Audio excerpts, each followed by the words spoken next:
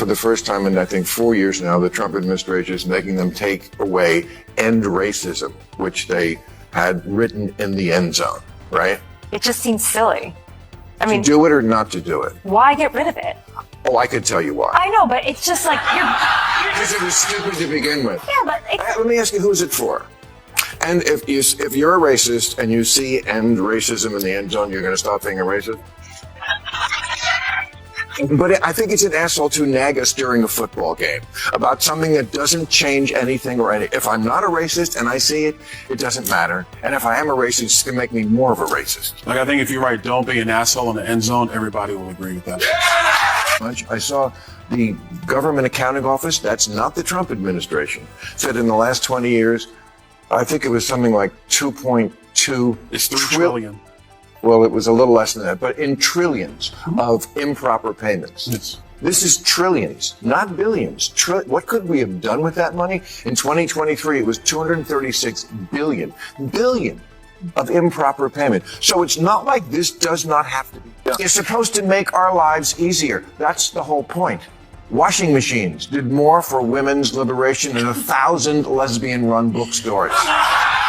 I know for a fact that Elon Musk is planning to grow a mustache just to troll the libs.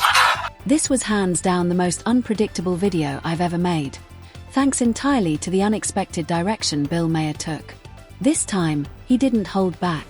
He unleashed some of his harshest criticism yet toward the Democrats, breaking down their policies and exposing years of alleged corruption. It really makes you think, doesn't it? Watch the clip and decide for yourself. Do you believe there's more going on beneath the surface? In his latest episode featuring Representative Byron Donalds, Maher called out how Democrats operated behind closed doors during their time in power. Donalds doubled down, calling out their hypocrisy live on CNN. Previous administration, we would have inquiries. We would request information. We would want cabinet secretaries and assistant secretaries and deputy secretaries to come before committee. We would send letter after letter after letter and get no response. The Biden administration operated literally in the shadows. They would not tell you anything that was going on. At least Donald Trump puts it out in the litany of orders that come out that day. Here's what we're doing today. We're going into the Department of Justice. We are taking these attorneys and they are under supervisory review, or however they choose to phrase it. You knew nothing that was going on in Joe Biden's presidency. So if democracy truly dies in darkness, I would rather have an executive tell me what they're doing as opposed to hiding it from the American. Watching all of this play out, one thing becomes clear: they're not even trying to change. At least Bill Maher is offering a new lens while the rest seem stuck in the same tired narrative. It's also becoming clearer why so many celebrities and late-night hosts lost their minds after Trump's win. Their bizarre messaging did little more than stir division and accomplish nothing of substance. There's even a trend now among liberal women of wearing blue bracelets to signal that they're Kamala voters and therefore safe to approach and talk to, because God forbid you fall into some checkout line chit-chat with, gasp, a Republican. And many young women are now also pledging never to have sex with any man who voted for Trump. Really? That's your big plan? Embargoing the pussy?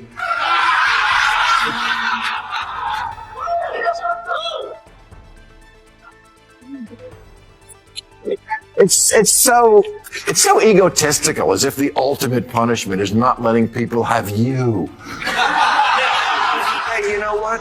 You weren't fucking Trump-type guys anyway. Well, except for Taylor. I know some of you are wondering, where am I going with this? Just hear me out. Bill Maher isn't playing for either team. He's not loyal to left or right. He's pushing the conversation forward and exposing why Democrats keep falling out of touch.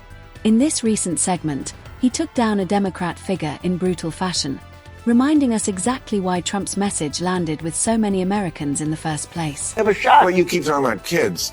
He also won because parents were a little fed up with parents coming in second in a who says what goes with my kids contest. Right.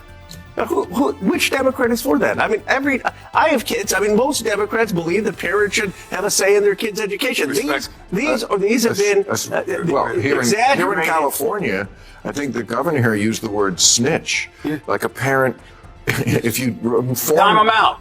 Tell on the parents. Point them out. The Yeah, parents if will you're- be in trouble. If the kid switched genders in school, you know, they hid that from the parent. And as a Not guy that was parent, born but- in the Bronx, raised in the streets of New York, I can assure you, snitch has an entirely different meaning than what they put. I can promise you that. But this wasn't just a takedown.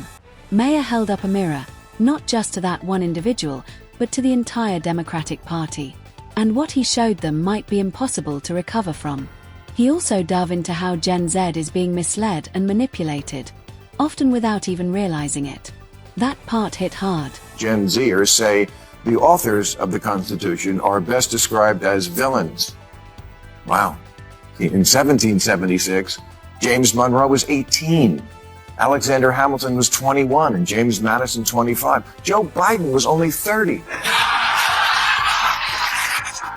America's founders, they were the Gen Z of their day. And when they were your age, they started a country. What the fuck have you done? That's the second thing I've always respected about Bill Maher. He doesn't sugarcoat. He doesn't censor himself to avoid backlash. He says what needs to be said. And in his next video, he dives into something even deeper, tracing where all that money funneled through USAID actually went. Trust me, you don't want to miss that one. And I've gone camping with John Waters. A 2014 CNN report discovered that at least 35 Disney employees had been arrested for sex crimes against children, and in 2021, Disney Child's doing an education party, and you've turned schools and colleges into a joke. What a shocker that the people who see everything through the lens of race and sex see their election loss as a result of racism and sexism. Kamala spent 100 days telling voters, I know it feels like crime and illegal immigration are bad, but fuck your feelings. Look at this chart. You seen my "In this house we believe" lawn sign? See, it says right on it, we believe in science.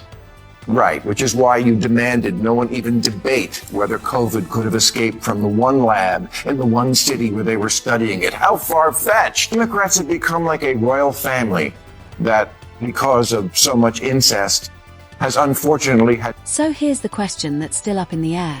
Is Bill Maher actually leaning conservative now, or is he just doing what the left refuses to do, hold itself accountable?